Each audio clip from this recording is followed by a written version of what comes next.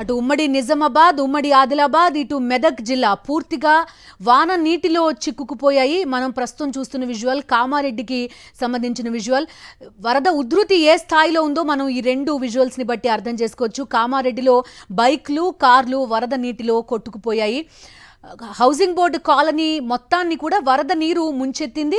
ఉమ్మడి నిజామాబాద్ జిల్లాకి సంబంధించి రహదారులన్నీ కూడా క్లోజ్ చేసేశారు. రాకపోకల్ని బంద్ చేసిన పరిస్థితి. కార్లు ఏ విధంగా కొట్టుకుపోతున్నాయో చూస్తున్నాం. కార్ని ఏదో రకంగా బయటికి తీద్దామన్నా కూడా లేని పరిస్థితి. ఎందుకంటే ప్రాణాలు సైతం పోయే పరిస్థితులు ఉండడంతో అలాగే వదిలేస్తున్నారు.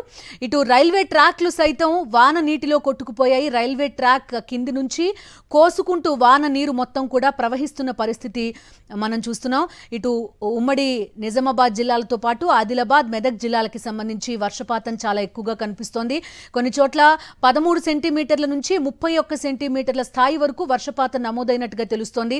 ఇప్పటికే ఈ స్థాయి వర్షాలుంటే రానున్న 2 రోజులు భారీ వర్షాలుంటాయని వాతావరణ శాఖ హెచ్చరిస్తున్న నేపథ్యం.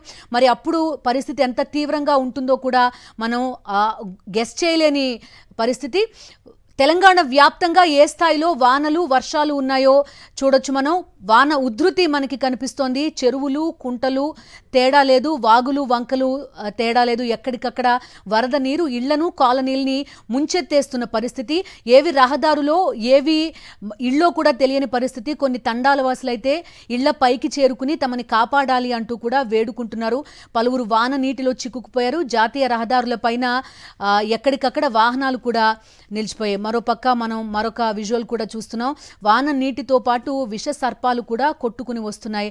అటువంటి విష సర్పం ఒక చోట వరద నీటిలో కొట్టుకొచ్చిన విజువల్ కూడా మనం చూస్తున్నాం. వాన ఉధృతి ఏ స్థాయిలో ఉందో తెలంగాణ వ్యాప్తంగా మనకి కనిపిస్తోంది. మొత్తం ప్రాజెక్టులన్నీ కూడా పూర్తిగా నిండు కుండల్ని తలపిస్తున్నాయి. వాన ఉధృతి మనకు కనిపిస్తోంది. వరద ప్రవాహంతో పలు కాలనీలన్నీ కూడా నీట మునిగిపోయాయి. కామారెడ్డి ప్రాంతంలో ఒక గుడి ప్రాంతం, ఆ చుట్టుపక్కల వరద నీరు ఏ స్థాయిలో ఉందో మనకు కనిపిస్తోంది. కార్లు, బైక్లు ఈ వరద నీటిలో కొట్టుకుపోతున్న దృశ్యాలు. మరోవైపు రైల్వే ట్రాక్లు కూడా మునిగిపోయాయి. అటు ఉమ్మడి నిజామాబాద్ జిల్లా అయితే పూర్తిగా జల దిగ్బంధంలో ఉన్నట్టుగా చెప్తున్నారు. రహదారులపైన రాకపోకల్ని కూడా బంద్ చేశారు అధికారులు. అప్రమత్తంగా ఉండాలని సూచిస్తున్నారు. ఇళ్ల నుంచి వీలైనంత వరకు బయటకు రాకుండా జాగ్రత్త వహించాలని కూడా అధికారులు ప్రజలను హెచ్చరిస్తున్నారు. ఉమ్మడి నిజామాబాద్ జిల్లాలో వరద ఉధృతి తీవ్రంగా ఉంది. ఎడతెరిపి లేకుండా కురుస్తున్న వర్షాలతోటి రహదారులన్నీ కూడా నదుల్ని తలపిస్తున్నాయి. చాలా చోట్ల అధికారులు డేంజర్ మార్క్స్ కూడా ఏర్పాటు చేశారు. ఏది రహదారో, ఏది నదో కూడా తెలియకుండా వరద నీరు ప్రవహిస్తోంది. చాలా చోట్ల కార్లు, బైక్లు ఈ వరద నీటిలో కొట్టుకుపోతున్న దృశ్యాలు ఆందోళన కలిగిస్తున్నాయి.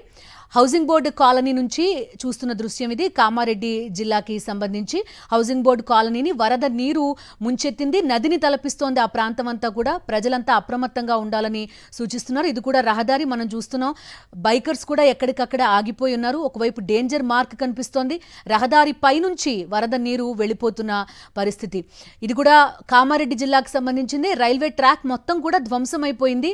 ఒక నది నుంచి నీరు ఏ స్థాయిలో వస్తుందో అలాంటి ఒక జలపాతాన్ని తలపిస్తోంది ఈ వరద నీరు. రైల్వే ట్రాక్ కింది భాగం మొత్తాన్ని కోసుకుంటూ వరద నీరు మొత్తం ప్రవహిస్తున్న దృశ్యాలు మనం చూస్తున్నాం. ఇటు నిజామాబాద్ జిల్లాకు సంబంధించి జాతీయ రహదారి పైన, అదేవిధంగా రైళ్ల రాకపోకల్ని కూడా అధికారులు నిలిపివేశారు. చాలా చోట్ల రైళ్లని ఆపేశారు, లేదంటే దారి మళ్లిస్తున్న పరిస్థితులు. తెలంగాణ వ్యాప్తంగా ఆల్మోస్ట్ ఇదే పరిస్థితి.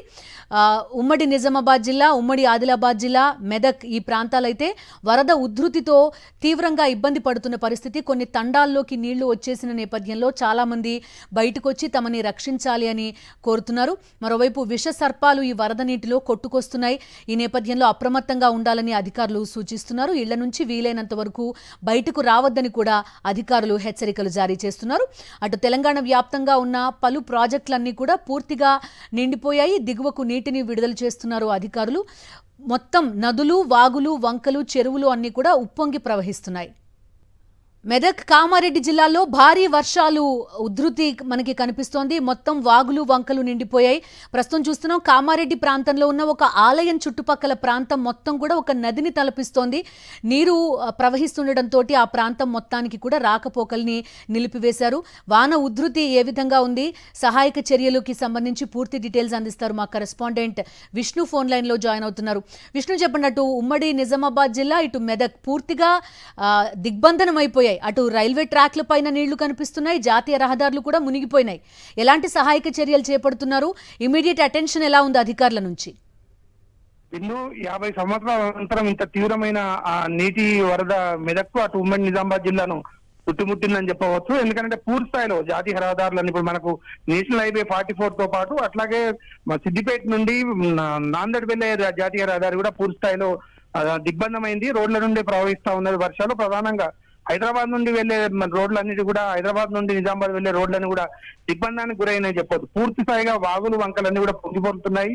వందలాది గ్రామాల్లో చెరువుల గండుపడే పరిస్థితి అయితే కనబడతా ఉంది. మనము ఉదయం నుంచి కూడా చూస్తున్నాము, ఎక్కడ లేనట్టుగా 30 సెంటీమీటర్ల పైన వర్షం కూడా నమోదైన పరిస్థితి అయితే జిల్లాలో కనబడతా ఉంది. అటు కామారెడ్డి పరివార ప్రాంతం నుండి తీవ్రంగా వస్తున్న వరద నీరు మూలాన దూప్ సింగ్ తండా పూర్తిగా నీటిలో మునిగిపోయింది. అక్కడ ఉన్న 200 మంది గ్రామస్తులు అందరూ కూడా జిల్లా కలెక్టర్ మొరబెట్టుకోవడం జరిగింది.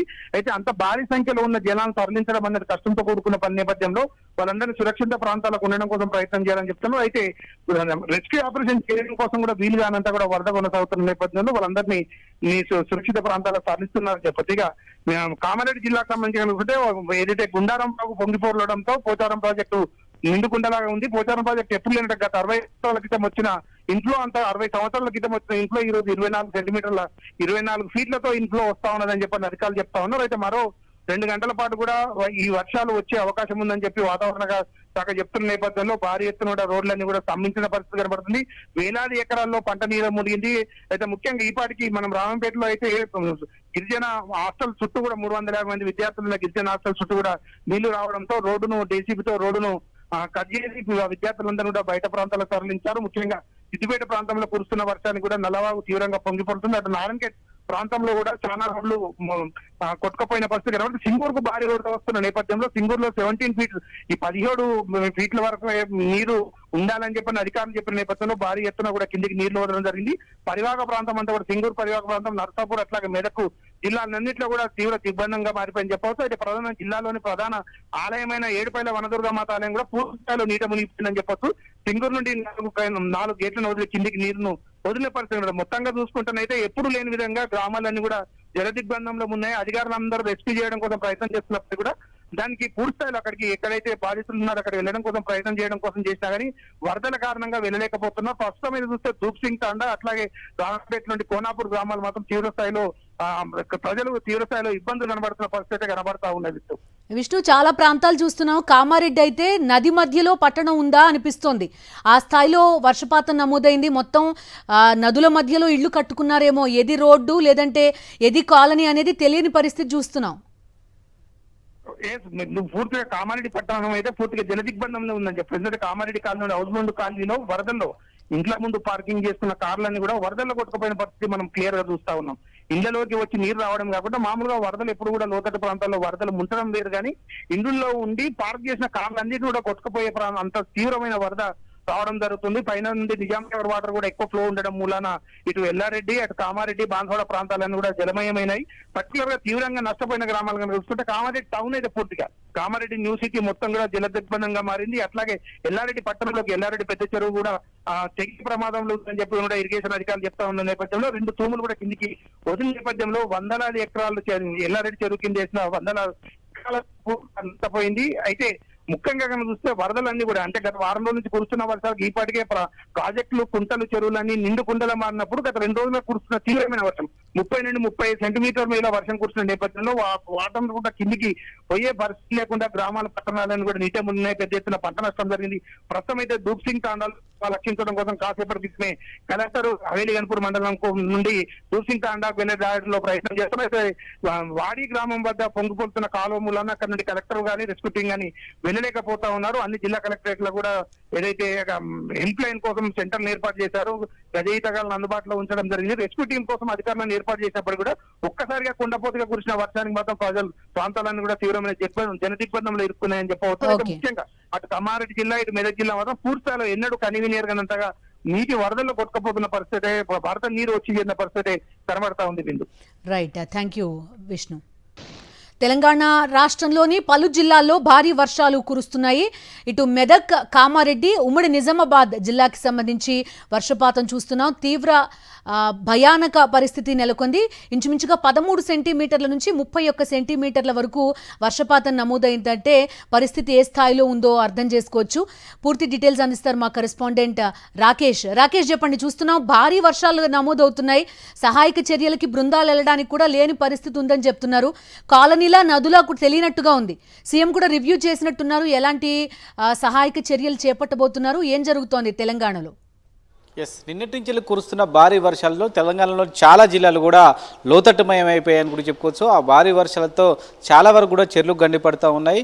దీంతో సీఎం రేవంత్ రెడ్డి ఈరోజు ఉదయమే సమీక్ష చేసినట్టుగా సమాచారం. సిఎస్తో పాటు అన్ని జిల్లాల కలెక్టర్లకు కూడా ఆదేశాలు జారీ చేశారు. ముఖ్యంగా ఎన్డీఆర్ఎఫ్ అలాగే ఎస్డీఆర్ఎఫ్ ఈ ఇద్దరిని కూడా సంబంధించి అన్ని జిల్లాల కలెక్టర్లు ఎక్కడైతే అవసరం ఉంటుందో వాటిని వెంటనే పిలిపించుకోవాలంటూ కూడా ఆదేశాలు జారీ చేశారు. దీంతోపాటు 2 హెలికాప్టర్లు హైదరాబాద్లో అందుబాటులో ఉన్నాయంటూ కూడా చెప్పడం జరిగింది. ఎక్కడైతే అవసరమో ఆ హెలికాప్టర్లను సద్వినియోగం చేసుకోవాలంటూ కూడా జిల్లాల కలెక్టర్లకు సూచించినట్టు తెలుస్తోంది. ముఖ్యంగా మెదకు అలాగే కామారెడ్డి జిల్లాలో ఎఫెక్ట్ ఎక్కువగా కనిపిస్తూ ఉంది. చాలా వరకు కూడా రోడ్లన్నీ కూడా ఎక్కడికక్కడ తెగిపోయి వాటర్ అంతా కూడా పోతా ఉన్న నేపథ్యంలో చాలా గ్రామాలకు కూడా రాకపోకలకు ఇబ్బంది అవుతూ ఉంది. ఈ నేపథ్యంలో ఇలాంటి చోట హెలికాప్టర్లు వాడుకోవాలంటూ కూడా జిల్లా కలెక్టర్లకు సీఎం ఆదేశాలు ఇచ్చినట్టుగా సమాచారం. దీనికి సంబంధించి ఎప్పటికప్పుడు జిల్లా కలెక్టర్లు సీఎస్తో టచ్లో ఉండి అవసరమైన సహాయ చర్యలు ప్రభుత్వం నుంచి తీసుకోవాలంటూ కూడా చెప్పడం జరిగింది.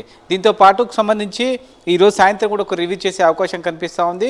ముఖ్యమైన శాఖలు ఏవైతున్నాయి, ఇరిగేషన్ శాఖకు సంబంధించి కానీ ఆర్ఎండ్బి శాఖకు సంబంధించి, మున్సిపాలిటీ అలాగే వైద్య ఆరోగ్య శాఖ ఈ 4 శాఖలకు సంబంధించి సమన్వయం చేస్తూ కూడా అధికారులకు 1-2 అధికారులను అపాయింట్ చేసే అవకాశం కనిపిస్తూ ఉంది. ఈ 4 శాఖల సమన్వయంతో ఎక్కడైతే ఎక్కువగా వర్షాలు పడుతున్నాయో అక్కడ సామాన్య ప్రజలకు ఇబ్బందులు కలగకుండా చూసే విధంగా, దీంతో పాటు ఆ ప్రజలను సురక్షిత ప్రాంతాలకు తరలించే విధంగా కూడా ఈ శాఖలు పనిచేయాలనేది ప్రభుత్వం యొక్క ఉద్దేశం.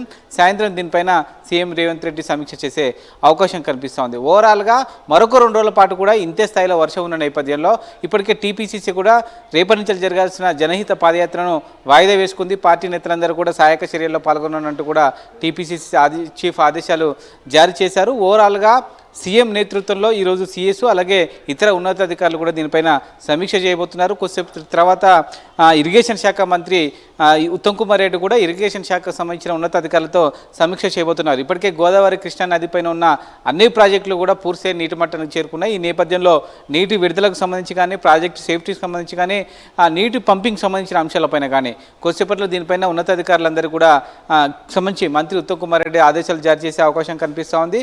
ముఖ్యంగా చిన్న కుంటలు, చెరువులు గండిపడే అవకాశం ఉన్న నేపథ్యంలో ఆ నియర్ బై ఉచిక బస్తాలను అందుబాటులో ఉంచుకోవాలంటూ కూడా ఇరిగేషన్ శాఖ ఉన్నతాధికారులకు ఆదేశాలు వెళ్ళాయి. ఎక్కడైతే కాస్త వరద ప్రభావం ఉంటుందో అక్కడ చెరువులు దిగితే ప్రమాదం ఏర్పడుతుంది కాబట్టి ముందస్తు చర్యల్లో భాగంగా ఆయాకు సంబంధించిన గ్రామ పంచాయతీ సెక్రటరీలకు కానీ లేకుంటే మండలకు సంబంధించిన ఉన్నతాధికారులకు కానీ ఇప్పటికే డీటెయిల్స్ రిపోర్ట్ అడగడం జరిగింది. ఆయా గ్రామాల్లో, మండల పరిధిలో ఉన్న గ్రామాల్లో ఉన్న చెరువుల పరిస్థితి ఏంటి, అక్కడికి సంబంధించి సేఫ్టీకి ఏ మేరకు చర్యలు తీసుకున్నారనే దానిపైన కూడా రిపోర్ట్ తెప్పించుకుంటా ఉన్నారు. ఎప్పటికప్పుడు అయితే సమీక్ష చేస్తున్న పరిస్థితి కనిపిస్తుంది. Okay Rakesh, thank you.